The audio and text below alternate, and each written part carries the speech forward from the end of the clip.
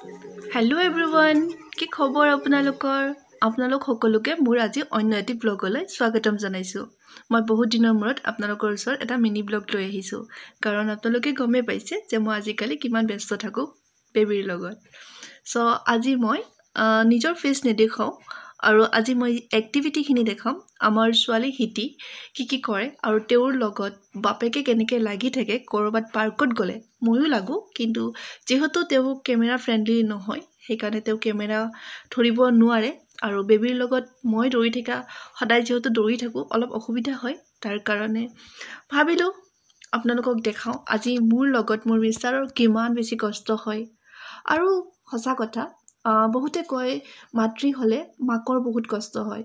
এইটো অপ্ৰিয় হ'লেও সত্য কথা, মাকৰ বহুত কষ্ট হয়। কিন্তু মই সমানে সেই পুৰুষজনকো কওঁ, সেই দেউতাগৰাকীকো কওঁ যিজনে নতুনকৈ পিতৃ হয়, আৰু সেই পিতৃ যেতিয়া দায়িত্ব পালন কৰে, আৰু সেই পিতৃৰ কিমান কষ্ট হয় কোনো মানুহে বুজি নাপায়।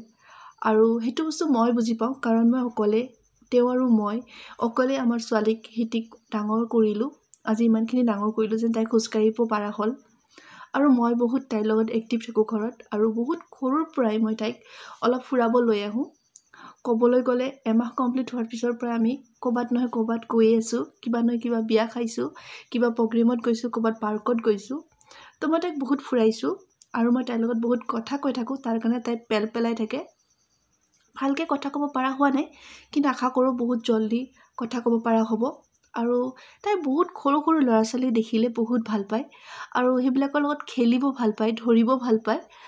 আৰু সেয়া, আৰু যিহেতু পাৰ্কত বহুত ল'ৰা ছোৱালী থাকে, তাৰ পৰা কিবা এটা শিকক বুলি মই তাইক পাৰ্কত লৈ আহোঁ। তাইৰ অকণমান ডেভেলপ হওক, কাৰণ মানুহে কয় যিমানে ফুৰাবা সিমানে ডেভেলপ হ'ব, যিমানে এক্টিভিটি কৰিব সিমানে ল'ৰা ছোৱালী খুব ষ্ট্ৰং হয়।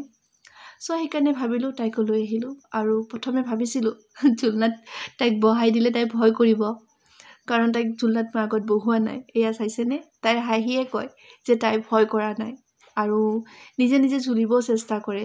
যিহেতু ছাইডত বেবী এটা তাইতকৈ এমাহমান ডাঙৰ হয়, মই সুধিছিলোঁ মাকক, তো মানে তাই ঝুলি আছে কাৰণে লগত তাইও খুব ধুনীয়াকৈ ঝুলিব চেষ্টা কৰিছে। আৰু চাই নটিচ কৰে, কিন্তু দেই খুব বস্তু নটিচ কৰে।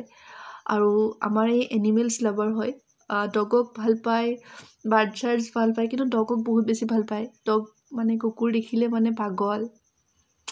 সেয়াই, আৰু আজিৰ দিনটো এনেকৈ পালন কৰিছোঁ তাইৰ লগত, যিহেতু ছানডে হয়।